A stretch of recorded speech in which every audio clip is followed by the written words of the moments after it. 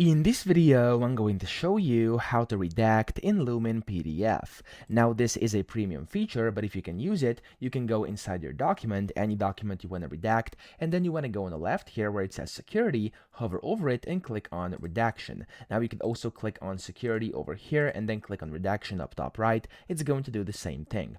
After this, you can basically go ahead and mark the text or area for reduction. So if you want to mark area, you can go like this. Of course, just basically click with your left mouse button and just drag a rectangle, release it, and there we go. When you hover over it, you can review your redaction, and you can click on this check mark to apply as well.